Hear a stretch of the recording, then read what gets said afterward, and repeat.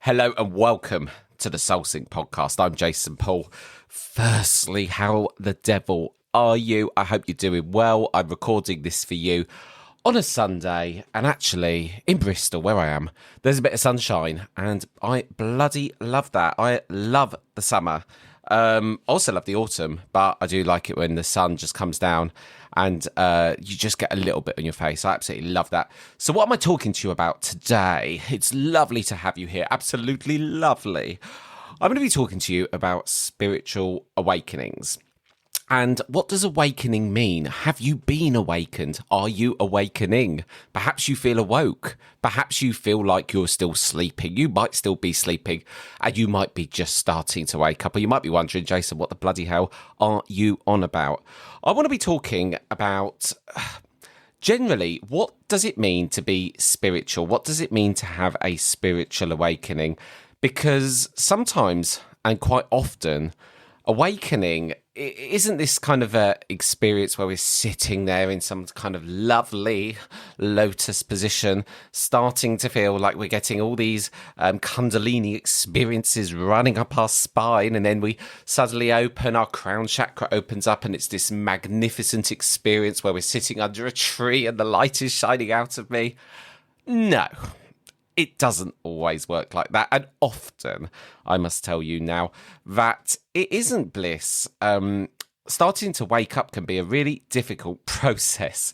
And trying to come into alignment with your soul's plan should be fluid, but at times it's certainly not. It depends how far away from your soul's path you've been living. Now, I used to have to feel back when I was on the Soul Sync before, recording all the episodes before I went on this closet break. I've just coined it as a closet break now. That's what you're having it as. So I used to feel that I was on this spiritual journey myself. I just, at the time I started the Soul Sync, started to realise that I can do mediumship. I had undeniable proof that the spirit world was real, and at that point it was a big thing for me to realise and have so much undeniable proof that the spirit world was real, even though I have to keep saying that my granddad was a medium. You know, how can I not have believed it then when I believed everything my granddad stood for? But I needed that proof. You know, I'd always been and we're going to talk about that on this episode, on what I had attached happiness to, but why that was so out of alignment with my soul's journey, and why that just didn't feel right, and why I felt so miserable and fell into patterns of addiction and self-destruction.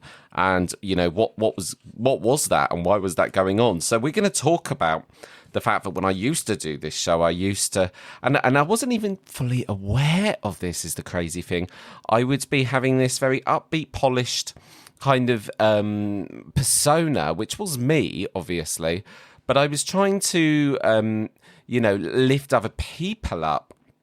And it made me realise, well, hang on still, what is it to live a spiritual, awakened life? What does it mean to be spiritual? And I kind of felt like I needed to seek all the answers, but then have all the answers to help other people on this podcast, if that makes any sense to you at all. You're still with me. Hello? You still there? Okay, good. Right. But the truth is, I don't have all the answers. And the more I tried to search for the answers, the more it realised that I didn't have all the answers, and I'm never going to have the answers, because we're never going to know absolutely everything in this world. And all we can take at times is we can read books from an author, maybe someone that's very highly regarded in their field, but that doesn't necessarily, that's just their version. That's just their version of their truth and their beliefs. And what came through for me the other day, my granddad came through for me on, as he often does. He loves to come through, and I love it when he comes through. Honestly, since I've been developing my mediumship, I feel like at times, especially recently, because I've been on so many courses back to back, to do with my mediumship, which wasn't the way it was meant to work out. But at the moment, I'm trying to listen to everything that the spirit world are telling me, because I'm going through a big period of change with my work, like loads of change. Every time I pull a tarot card, I tell you, it's like, I've had the Tower come up, I've had the Wheel of Fortune, I've had every possible change card you can imagine. And even when I go on these courses, being surrounded by other mediums, you do end up getting a lot of what I would call, when a medium gives you advice, I'm generalising here, but, you sometimes sit up and listen because it's coming from somewhere, and sometimes the advice just hits you so hard that, when someone says something and it just makes you sort of sit up in your seat, that sometimes happens. And everyone's been telling me at the moment that there's going to be change, there's going to be more in the way of international travel. All these things sound very nice, but a lot of change. So I'm trying to be as connected as possible and to listen to how I'm feeling at this time, to be connected. I'm making sure I'm staying in good habits, trying to sit and meditate every day. I don't do it every day, and actually a lot of this episode is going to be about that. But my granddad said to me, even in this reading, I'm going very much around the houses to tell you this answer now, but he said to me that I need to sort of almost communicate my own way of doing things, not trying to communicate someone else's version of what reality is. And, that be my belief on reality, take what resonates with me, but ultimately, sort of have my own way of believing and thinking. And for that reason, I want to share with you what I'm learning as I go on this podcast. I believe that to be, and everything I say on this podcast is what I believe and what I believe to be true. So I am not going to tell you on this podcast what to think. I'm simply here to share, things I think may help, my own experiences. And by sharing that, some of it may resonate, some of it you'll take with you. And I'll be sharing with you what I'm learning as I'm going. So in today's episode, we're going to be talking about awakening, alignment, and how we know if we're living in tune with our soul's plans.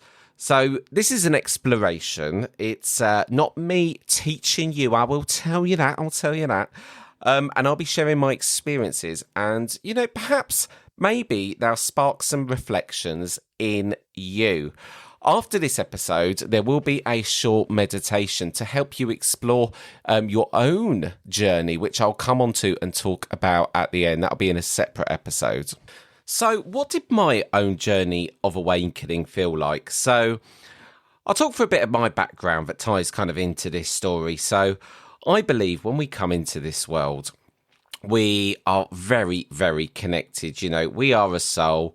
We've just incarnated. We've decided what we're going to come down here for. We've got a soul plan. And then we get landed, as Ramdas says, in this spacesuit. And we have to learn how to use the spacesuit, our hands and our feet. And we get taught by our parents. We kind of get, taught social structures. We get taught all these very, very complex social structures, behaviours, what we should display, how we should be, what spacesuit looks successful, what does success look like, what should our life look like, what should we have, and so on and so on and so on. And all of these ways of being that people are, and how we learn to, use our spacesuit and be human, that's how we start forming beliefs and whatever. So my background was my mum, and I've talked about it on various at different points on this show, but my mum had me when she was 18, and we moved around a fair bit because my dad was pretty much non-existent. So my granddad, like I said on this show, he was a medium, but when I was quite young, probably about 6 years old, they moved from London to Southampton, which was quite far away, about 70 miles. So we'd still see my grandparents very, very, very often. But I went into school. My primary school years were absolutely fine. When I got into secondary school, I started to receive bullying. I think you're in the school playground environment. And, I was a very sensitive little boy, and I will say that I was very aware of other people. And even as a little boy, I was very distracted. I now know that I've got ADHD, which I've talked about a little bit on the show. But, my brain is all over the place. I'd easily get distracted at school. And I think roll that in when I went into secondary schools with feelings of being gay, and that rolled into the mix. And then relocating to a secondary school, which was an all-boys school. It was a lot to experience. So I didn't realise till much later. And I think that, like we spoke about in the last episode, this journey is one of healing. It is a healing journey. We're all here to heal, whether you do a mediumship, whether you do psychic work, no matter what you're doing. There will be things within you that need healing, new things coming up all the time. And by healing those aspects of yourself and emotions, I believe, is, how we go forward and live the most fulfilled light and shine the brightest we can possibly shine. So my life was obviously growing up with, from, like I said, humble beginnings, always having, what we needed, but never being a family that had lots of spare money. So, my belief of what success kind of looked like back then was because I was, even back then when I was young, I was always, even in the school playground, selling like bracelets and wanting to have my own business and having some kind of bright spark within me to sell. I used to go to Hobbycraft on the weekend with my mum and brother, pick up supplies for my bracelet production line, and then come home and just be making bracelets all evening, and then sell those in the background. In the playground, even in the background. It probably was in the background. That's why I was doing it in the playgrounds. So there we go.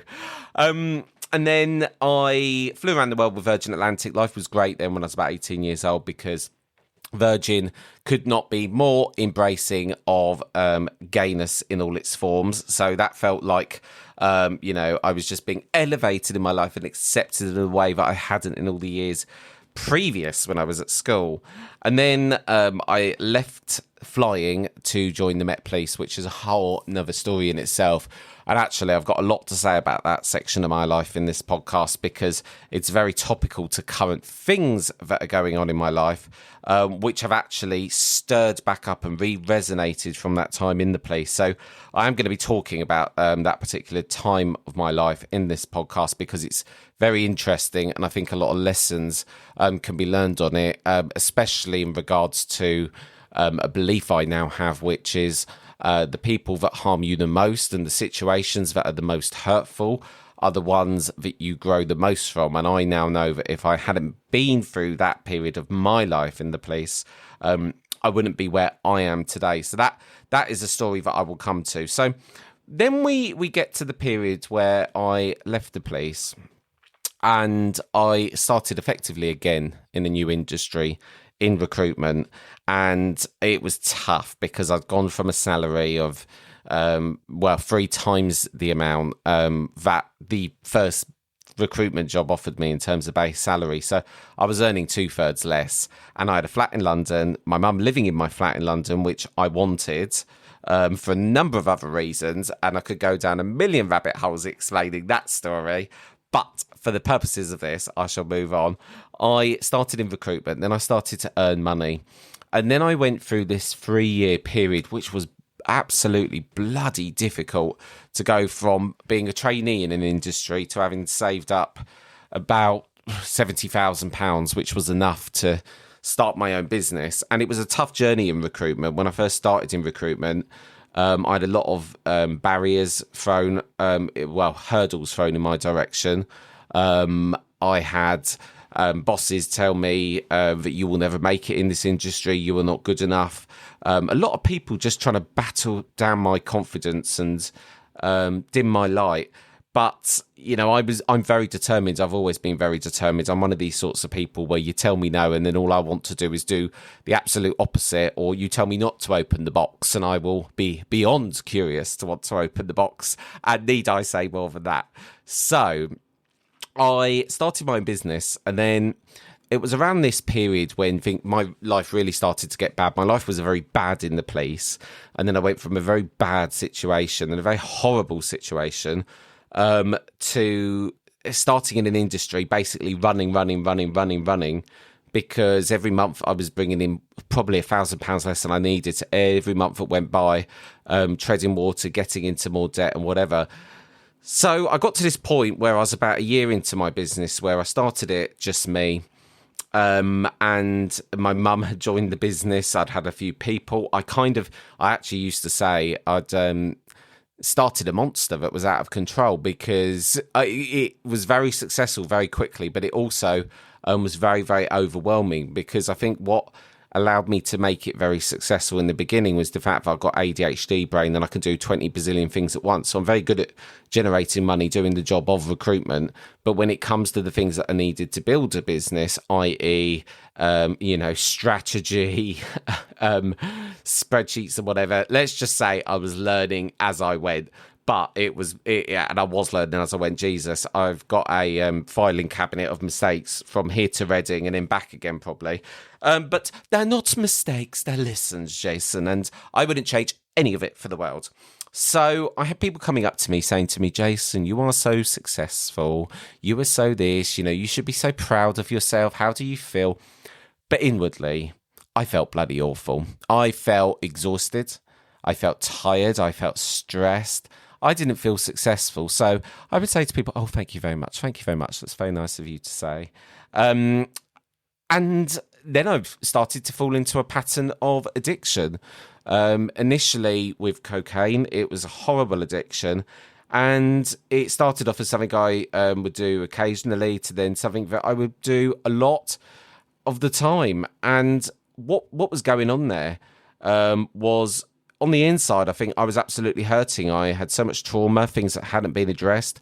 I've been sort of told all my life that, or not told all my life, because I hadn't been told that all my life. Society, and I think society in the way that we all grow up and what we believe to be successful is money, business, material possessions. Yes, I had a Range Rover. Yes, I had a nice holidays and whatever, but I felt absolutely miserable on the inside, which was leaving me in a position where outwardly I looked very successful. You would not think on the outward side of Jason that I was doing drugs. You wouldn't think that at all. Why would you not think that? Because I was absolutely certain that people wouldn't find out, and I was very good at hiding it. So outwardly successful, but actually inwardly, I felt emptiness. I didn't feel successful at all. And then I think I felt even more disillusioned, because I'd become what I'd always wanted to do and be. And now I'd got to that destination or that place.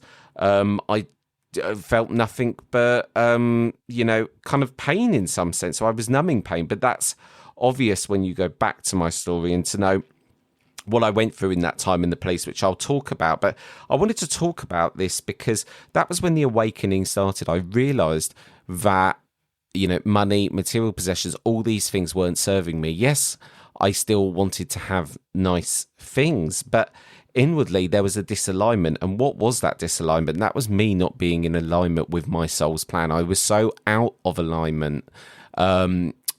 And by being that out of alignment, that's where I was then doing drugs and all these things to try and bring me some kind of equilibrium. So the awakening wasn't bliss. It wasn't bliss at all. Actually, if I look at the process running up to the awakening, it was the worst time of my life. I was doing drugs non-stop. I was burning the candle at both ends. I was running a business, working all hours of the day.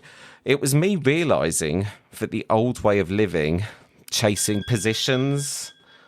Sorry, my phone alarm went off then. Really authentic here on the Soul Sync. There we go. What I was saying, though, was the old way of living, chasing possessions, achievements, external validation, it just didn't work anymore. Everything that I thought that I wanted just was making me absolutely miserable. And then I started to feel, well, what is wrong with me? That's where the addiction had led on. And I think that what I'd say with awakening in general is often people start going through an awakening off the back of a really tough time. It could be a tough experience. It could be losing a loved one. It could be addiction. It could be a number of things that start this process of awakening. But when you start awakening, what are you awakening to? You're awakening to who you really are. Who you really are, that is what you are awakening to. Because, as I said, we come down here in this, spacesuit as a baby. And as we go along our journey, we start to form beliefs, a lot of them limiting beliefs. We have this inner narrator in our head, and the voice in our head is not who we are. It is not who we are. Who we truly are, the inner essence of our soul, is what we're going to be talking about on the Soul Sync. So the process of awakening, it is awakening to your soul's true nature and who you came down here to be. Now, I don't want to overcomplicate things on the Soul Sync. I want to keep things as simple as possible because you can connect with your soul at any time. So as I've just said, the process to awakening for me was a difficult one, as it is for a lot of us. So what happens after awakening? The myth of the matter, as I said at the top of the episode, is awakening is instant bliss. The reality of the matter is there can be a lot of confusion because you might, like I built my whole identity. My identity was police officer, then entrepreneur, then CEO. And the awakening showed me that none of those masks, I guess I would say the awakening showed me those masks did not define the person I am. And those masks, are not the true essence of me. The way I had, kind of my identity, is different to what my soul actually is. And when you start getting those feelings of the awakening happening, that can be confusing.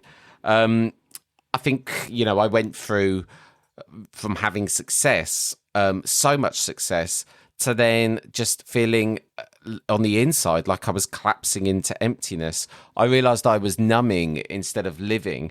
So there can often be an identity breakdown, and a lot of people call the awakening a dark night of the soul. And I've actually used that term myself with what happened to me, because it really was a dark night of the soul.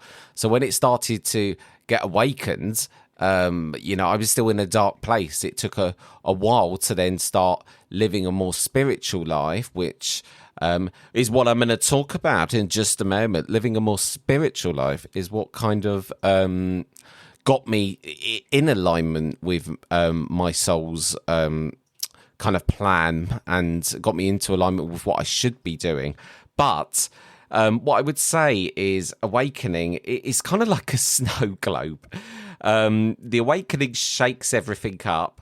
And then there's often chaos before settling. And in my case, there was a lot of chaos. Even after the addiction came just periods of just really where I felt rotten, periods of just where I just didn't want to see anyone. There was chaos going around all that time as well with my business. So, it's often like a caterpillar dissolving into mush before becoming a butterfly, to use another analogy there. And I've looked at just recently, one of the analogies I would use with you is I feel just even like my mediumship has had a bit of a software upgrade. And when you're awakening, if you're technically minded, it can feel like that. You can start to, as soon as you start to awaken, you become more in alignment with getting downloads from your higher self, being able to listen to what your soul is yearning to do, having a connection with that of your spirit guides. And when you do start living in alignment, it's just crazy. Life starts flowing. And for a very long time, I was trying to control life. I was trying to control what was going on around me. Even in those early days of the business, that term I used to use about having created a monster because it was out of control. Because, when I look at actually how the business started at the very beginning, it started in a place of flow. And I was following the flow of the business. But then as the business grew, what I was starting to do was try to control it. And the more that I tried to grasp and control the business and my life around me, the more it was just continuing to unfold. And I'm sure a lot of you can kind of relate to that there. There'll be situations in life where you're trying, you're swimming against the tide, going for it, absolutely going for it. And no matter how much you go for it, it just feels like you're just getting nowhere. And it's that old analogy sometimes of going, forward, 2 steps. Go back 2 steps to take 4 steps forward. You know how the analogy goes here. So living in alignment. Again, I would when I say even living in alignment, what's the first thing that comes up into my head? I'll tell you, it's a Buddha sitting there underneath a lovely tree, sitting there looking like they've got light shining out of their crown chakra, looking absolutely fantastic and amazing. That's what I think living in alignment looks like. But the truth of it is, it's not like that.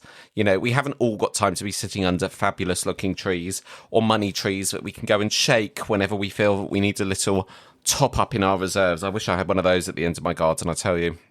I would be shaking it responsibly, though. Only responsible shaking. I'd be shaking it a lot for the homeless, though. I'd be allowing them to shake it themselves, actually.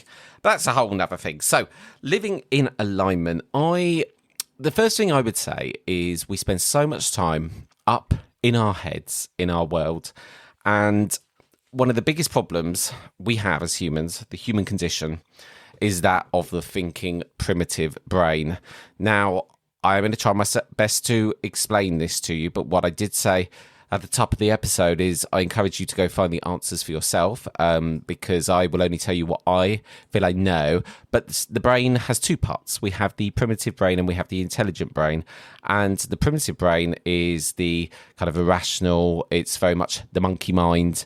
It's very much there to try and protect us at all times. But it is unhelpful in a lot of what it says, because it is over helpful. It tries to get involved in things that it doesn't need to be involved in. And you often know when you're in the monkey mind, when you have, let's say, a heated argument with someone, then afterwards you realise that actually it was an overreaction. You perhaps, could have framed it differently. That's because you've then switched from the monkey mind to the logical mind. And the logical mind, unfortunately, is smaller than the monkey mind. So we have to learn how to basically not control our mind, but how to sort of rewire in helpful ways of thinking subconsciously. And we all spend so much time up there in our heads, and I was terrible for it. That's probably partly what prompted a bit of a break for me with the soul sync, to be honest with you, because I was up in my head a lot. I was worrying about things. I was trying to grasp control, because just at the period where I stopped recording, it was very stressful, and I was up there in my head, and we let our minds and that a lot of the time, what is a very unhelpful kind of narrator in our heads, we let that voice control how we think, how we feel. It gets us absolutely mind-boggled with thinking about the what's ifs, buts and maybes of the future, what I call hypothetical situations. How much of the time do we spend as humans just up there in our heads worrying about hypothetical situations, things that haven't even happened yet and they're not going to happen? And by worrying about them energetically, as we know with things like the law of attraction, manifesting, whatever you want to call it, if we are vibrating on a certain frequency, i.e. a frequency that is low, we are attracting low frequency stuff back to us. So, when we do get up there in our heads and worry, oh my God, times of the past and even now, if I get a certain worry, something that just triggers an anxiety box, oh my God, I can't get control of it sometimes and it will just spiral in my mind. But I'm getting better at that because living in alignment means going by what you feel rather than what you think. Half the time, the problem is the thinking mind. We overthink. We have thoughts that are unhelpful. We develop ways of thinking that are very glass half empty instead of glass half full. That kind of goes back to what I was saying in a previous episode about the bands, the positivity bands, where someone went through this exercise with me whereby you have a band on your wrist. It's called a positivity band. Oh, it's so positive. It's so nice. Positivity band. And what you do is every time you catch yourself having a fear-based thought, so all thoughts fall into either love or fear, let's say for this exercise. It's true though, love or fear. Every time you have a fear-based thought, the bracelet has to go from one wrist straight over to the other wrist. And you repeat that every time you have a fear-based thought. And the belief is that it takes 21 days to rewire the subconscious of your brain, forming new neural pathways, i.e. the amount of time it will take if you stick with the exercise for 21 days. That's enough time to rewire your subconscious. So living in alignment is about how you feel. Alignment isn't fixed. I look at it as tuning and retuning. So you can feel it before you can explain it. And I look at my business career even, and it's very relevant at the moment because we're going through what I would describe as a challenging period. If this was a ship at the moment, we would be, in rough waters. I would definitely have my captain's hat on. But we're going through a period of change. And even at the moment, I could be worrying myself endlessly about potential situations, things that might come up, decisions that I need to make, potential scenarios, the stress and the worry of the day-to-day around me. And all that's going to do is put me in my mind. My strategy to live in alignment at the moment is to be, firstly, in the present moment. I want to be present. I don't want to be in my head thinking. I want to be going by how I feel. Now, if you're new, if you're awakening, if you're still sleeping, perhaps I'm on in the background. Perhaps I'm just a voice that's talking to you while you sleep. Hopefully not. But you never know on the Soul Sync. I don't know when you listen to this. You listen to me whenever you like. But it's about starting to go by how you feel. We have a gut feeling. It's called a gut feeling for a reason. We have more nerve endings than in the gut than we do anywhere in the rest of the body combined. There's a reason for that. And I try and go by how I feel in my life. Now, I listen to my heart and I listen to the feelings that I get. I can honestly say every time I have ever gone against my gut feeling or I've had some kind of fear, and you know the difference between, because one of the first things you might be thinking is, how do I know if I'm feeling it or I'm thinking it? You know when you're feeling it. You know when you get that stomach, that certain pull. There's a heaviness to thoughts, I would say. When you just have that feeling that something is right, you know that it feels differently energetically. If it's coming in the mind, a lot of the time it's heavier. I notice that I'm out of alignment or I'm starting to get out of alignment when I, for instance, go for numbing behaviours again. If I catch myself, wanting to overindulge, I will have to say to myself and ask myself, why am I doing this? What is the underlying feeling I have? Is it fear? Is it... what is the underlying emotion that's making me want to do this? And by sitting with that emotion and asking the question, what for? Why am I feeling this? Why do I feel that this thing is going to help that? And then releasing that emotion to the light of my soul, which might sound absolutely bonkers to some of you. It might sound absolutely like the most straightforward thing to do for others of you.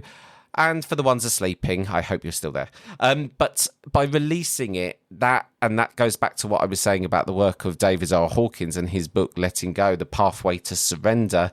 It's by releasing those emotions that have been previously suppressed and repressed, which are obviously showing themselves by these tendencies that I have. It's by understanding that and releasing them, I allow myself to be unchained and to move forward in my life.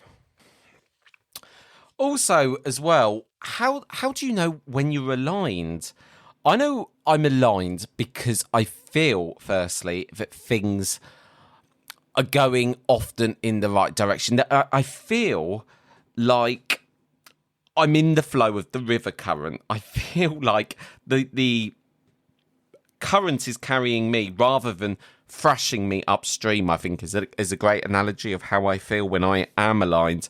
I also, when you're aligned and you're really listening and you're in the present moment, you're giving yourself the time, because if you're not in the present moment, it means you're in your mind, which means you're overthinking again. So if you allow yourself to be present, aligned in the moment, what I've noticed as well, and so many people have spoke about this in books that I've read over the years, is you start to notice synchronicities, things you might have previously brushed off as coincidences.